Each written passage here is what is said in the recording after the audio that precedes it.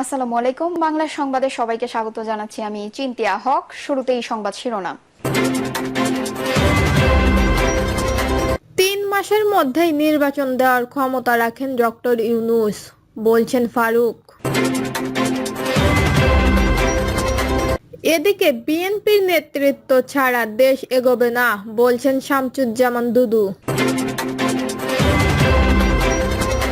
জানাবো, বকেয়া বেতনের দাবিতে মহাসড়ক ও আঞ্চলিক সড়ক অবরোধ, পুলিশ শ্রমিকের সংঘর্ষণে আহত 50। দেশে খুন সহ অত্যাচার বেড়েছে, তাহলে কি সংস্কার করছেন, বলছেন সেলিমা রহমান। এবং সর্বশেষ জানাবো, ইশরাকের মেয়র হওয়ার পথে নতুন সংকট। শুনছিলেন সংবাদ শিরোনাম, এবারে বিস্তারিত। 3 মাসের মধ্যেই নির্বাচন দেওয়ার ক্ষমতা রাখেন ডক্টর ইউনূস, বলছেন ফারুক।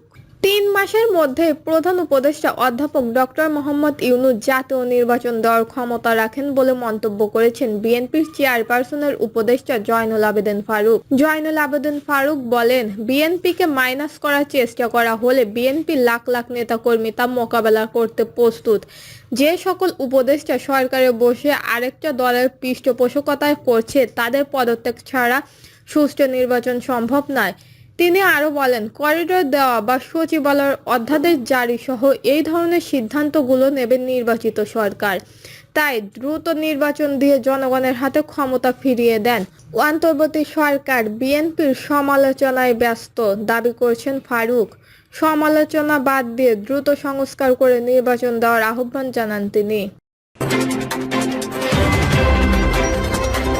বিএনপির নেতৃত্ব ছাড়া দেশ এগোবে না, বলছেন শামসুজ্জামান দুদু। বিএনপির নেতৃত্ব ছাড়া দেশ এগোবে না বলে মন্তব্য করেছেন বিএনপির ভাইস চেয়ারম্যান শামসুজ্জামান দুদু। দুদু বলেন, গণতন্ত্রকে ঠেকাতে ষড়যন্ত্র হচ্ছে। ডিসেম্বরে যদি সরকার নির্বাচন করতে বাধ্য হয় তবে গণতন্ত্র হুমকিতে পড়বে। তিনি বলেন, বিএনপিকে মাইনাস করার চেষ্টাও করা হলে বিএনপির লাখ লাখ নেতাকর্মী তা মোকাবেলা করতে প্রস্তুত। যে সকল উপদেষ্টা সরকারে বসে আরেকটা দলকে পৃষ্ঠপোষকতা করছেন, তাদের পদত্যাগ ছাড়া সুষ্ঠু নির্বাচন সম্ভব না। বকেয়া বেতনের দাবিতে মহাসড়ক ও আঞ্চলিক সড়ক অবরোধ, পুলিশ শ্রমিকের সংঘর্ষণে আহত 50। বকেয়া বেতনের দাবিতে ঢাকা আরিচা মহাসড়ক ও হেমায়েতপুর সিংগাই আঞ্চলিক সড়ক অবরোধ করেছে একটি তৈরি পোশাক কারখানার শ্রমিকরা। সোমবার সকাল 9টার দিকে হেমায়েতপুর এলাকার বসুন্ধরা গার্মেন্টস লিমিটেড নামক একটি তৈরি পোশাক কারখানার শ্রমিকরা আঞ্চলিক সড়ক অবরোধ করে বিক্ষোভ করতে থাকে। মহাসড়ক ছেড়ে দিলেও বর্তমান আঞ্চলিক সড়ক অবরোধ করে রেখেছেন শ্রমিকরা। শিল্পী পুলিশ জানান, হেমায়েতপুর অবস্থিত বসুন্ধরা গার্মেন্টস লিমিটেড 950 জনের মতো শ্রমিক কাজ করে। কিছুদিন ধরে এই কারখানাটিতে চলছিল শ্রমিক ছাঁটাই। 3 মাস ধরে বেতন পাচ্ছে না শ্রমিকরা। মালিকপক্ষ কয়েকবার তারিখ নির্ধারণ করলেও বেতন দিতে পারেনি। বাধ্য হয়ে সড়ক অবরোধ করে এবং আন্দোলন করে আসছেন শ্রমিকরা।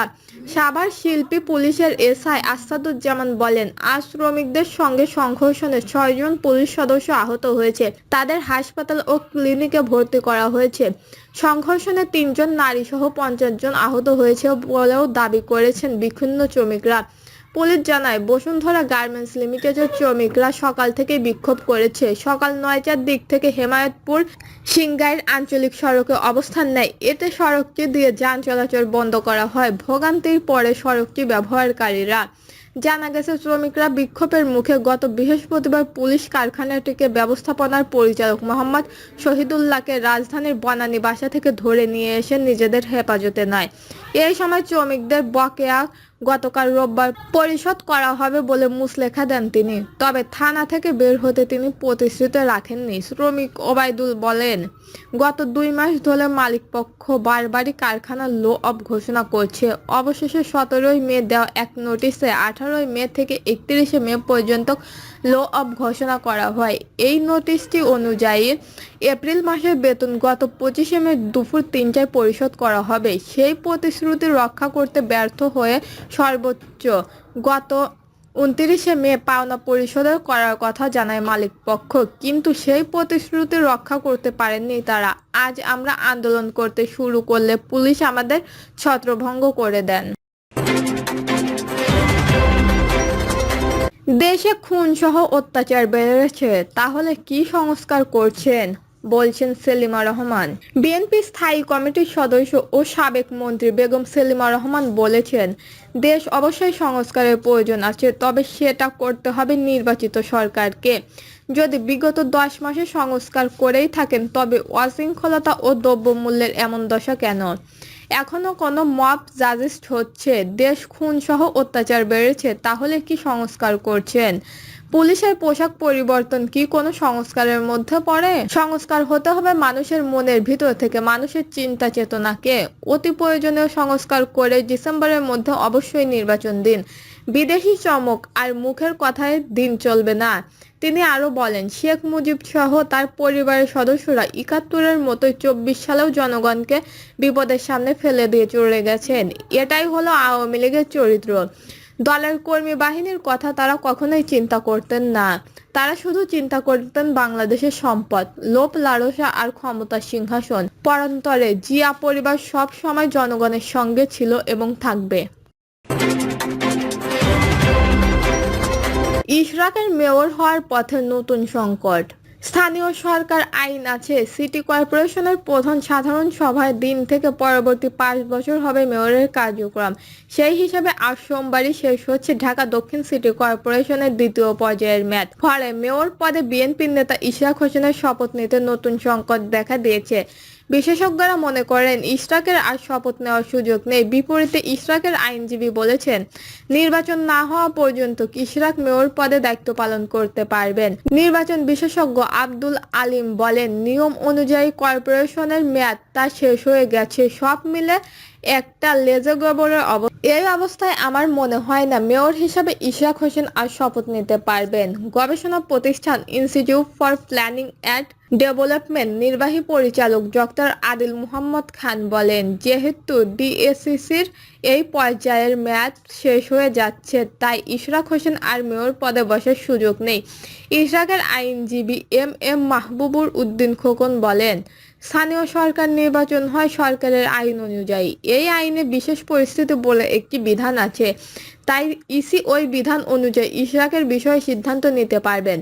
পরের নির্বাচন না হওয়া পর্যন্ত ইশরাক মেয়র পদে দায়িত্ব পালন করতে পারেন। এদিকে ইশরাককে নিয়ে সুপ্রিম কোর্টের আপিল বিভাগে দেওয়া রায়ের অনুলিপি এখনো ইসিতে পৌঁছায়নি।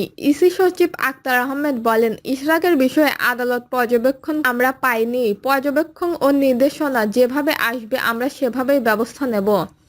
আইনে কি আছে? স্থানীয় সরকার আইন 2009 এর 49(1) ধারায় বলা হয়েছে, মেয়র কাউন্সিলরদের প্রথম কর্পোরেশন সভার দিন থেকে পরের 5 বছরের জন্য তারা দায়িত্ব পালন করবেন। 16 ধারায় বলা হয়েছে, মেয়রের পদে আসন শূন্য হলে 90 দিনের মধ্যে তা পদ পূরণ করতে হবে। যিনি নির্বাচিত হবেন তিনি বাকি সময় দায়িত্ব পালন করবেন। এই অবস্থায় ইশরাককে আর আজ থেকে মেয়র হিসাবে দায়িত্ব পালনের সুযোগ থাকছে না, কারণ মেয়াদ শেষ হয়ে যাচ্ছে আজই।